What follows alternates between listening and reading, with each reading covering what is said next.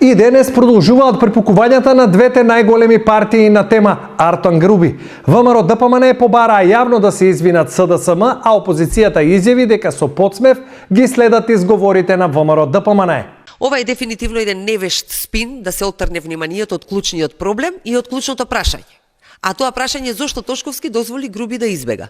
ВМРО ДПМН треба да каже кој е политичкиот договор, треба да каже и кој е цената за пуштање на Груби, зошто ВМРО ДПМН и Тошковски молчат за тоа дека случајно не работеле камерите, случајно полицајците не знаеле кого треба да проверуваат, случајно сгрешил службеникот на границата, инаку да подсетиме кадар на Тошковски, како што објавивме и претходно.